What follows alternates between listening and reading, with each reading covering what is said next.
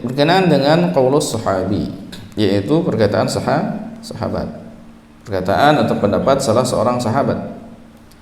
Jadi kalau salah seorang dari sahabat itu mengatakan satu perkataan atau berpendapat dengan satu pendapat, ikhwafillah, au afta bi fatwan, atau beliau itu berfatwa, mengeluarkan salah satu fatwa begitu, fa imma an yakuna liqawlihi hadza majal fil ijtihad aw la yakun, maka boleh jadi dia itu mengatakan satu pendapat tersebut itu masuk ruang lingkup ijtihad, atau juga bukan ijtihad beliau, Nah, kalau misalkan itu bukan ijtihadnya beliau, maka itu bisa jadi hujjah bagi yang lainnya. Kenapa? Li'anna na'lamu annahu lam yaqulhu illa an tawaqqufin. Karena kita mengetahui, karena beliau tidak akan mengatakan hal demikian kecuali dengan jalan tawakuf, yaitu ngambil dari Nabi sallallahu alaihi wasallam. Nah, Syafi'i mengatakan, qala Syafi'i rahimahullahu taala, ruya an Ali annahu shalla fi lailatin 6 raka'atin. Telah diriwayatkan dari Ali bin Abi Thalib bahwasanya beliau salat di satu malam dengan 6 rakaat.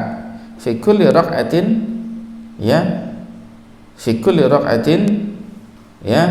sittu sajadatin. Setiap rakaat 6 sujud. Wa qala, dan Syafi'i mengatakan, law thabata dzalika an Aliyin laqultu bihi.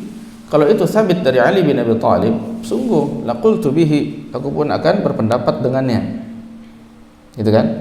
Karena enggak mungkin Ali berani untuk berbuat bid'ah di sini, pasti tawakuf kepada Nabi sallallahu alaihi wasallam gitu. Fa innahu la majal fihi lil qiyas. Kata beliau, karena sesungguhnya dia la majal fihi lil qiyas. Ini enggak ada majal di sini untuk qiyas. Gitu. Dan Ali enggak akan berani untuk melakukan qiyas seperti itu. Fa dhahiru annahu fa'alahu tawqifan. Maka yang zahir, yang nampak bahwasanya beliau Ali bin Abi Thalib itu melakukannya tauqifan, tawakuf, yaitu mengikuti Nabi sallallahu alaihi wasallam. Wa amma idza kana qawluhu fi ma fihi majal lil ijtihad faqad ittafaqa al ulama'u ala anna qawluhu hadha laysa hujjah ala ghairihi min as-sahabati al mujtahidin li ijma'i as-sahabah ala mukhalafati ba'dihim ba'dha. Adapun ikhwafillah, kalau misalkan perkataannya atau pendapatnya itu merupakan bagian daripada ijtihad, maka telah sepakat para ulama bahwasanya perkataan seorang sahabat bukanlah hujjah bagi sahabat yang lainnya yang mujtahid juga, gitu. Karena ijma sahabat itu tentu menyelisih satu sama lainnya pada yang lainnya, gitu. Adapun binisbati li ghairi sahabah faqad ikhtalafa fihi. Adapun berkenaan untuk selain sahabat, maka terjadi silang pendapat di dalamnya. Yang sahih, kata mereka, yang sahih, kalau yang selain sahabatnya, untuk yang selain sahabatnya, yang sahih alladzi alaihi Syafi'i wa ashabuhu wa jumhurul usuliyyin, yang mana ini pendapatnya Syafi'i dan juga ashabnya, dan juga mayoritas ulama usul, annahu laisa bihujjatin, itu bukan hujjah, ada ghairihi, atas yang lainnya, minal mujtahidin, dari kalangan mujtahid.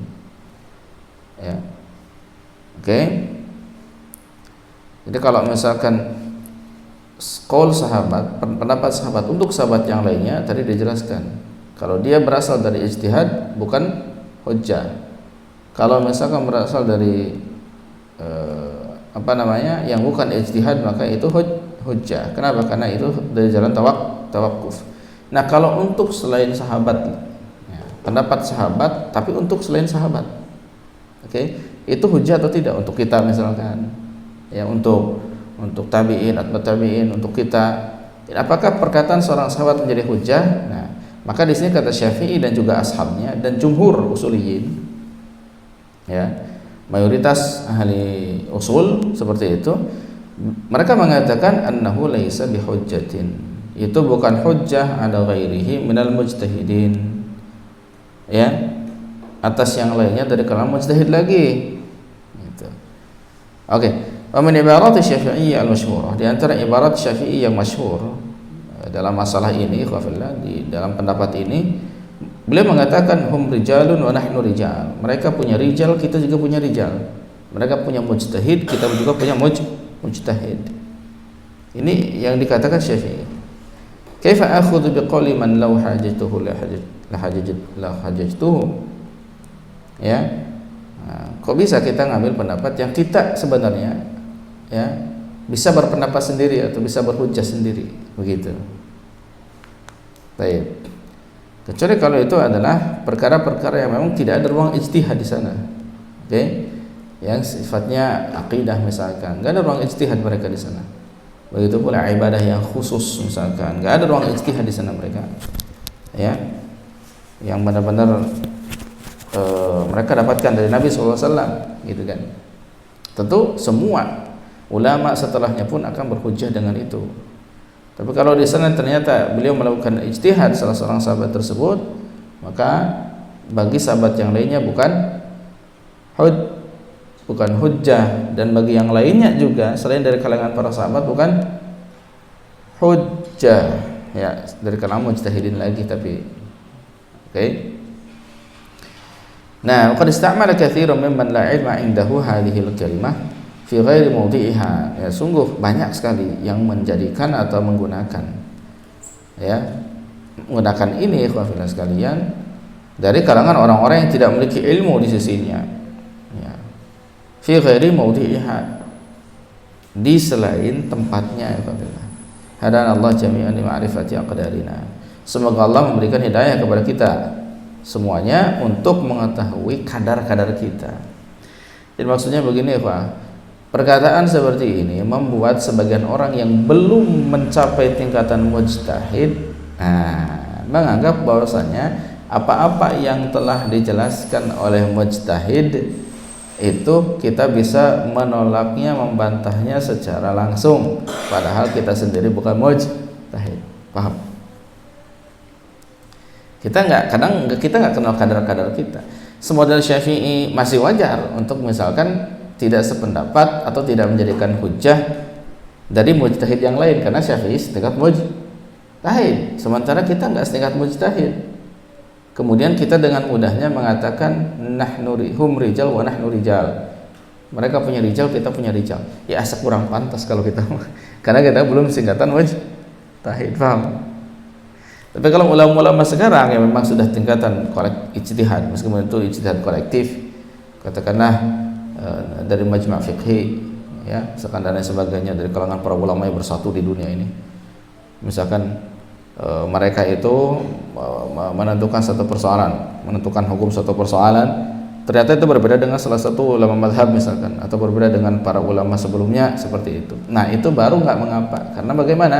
Karena mereka sudah berijtihad, dan mereka itu meskipun kolektif setidaknya mereka mencapai derajat ijtihad gara-gara kolektif itu, karena gara-gara mereka berkumpul misalkan mengeluarkan satu fatwa. Ini masih mungkin untuk bisa berbeda pandangan dengan para imam mujtahidin, ya, dan bisa menjadi hujjah. Tapi kalau misalkan tidak demikian, ikhwafillah, maka kita harus mengetahui kadar-kadar kita dibandingkan para mujtahid.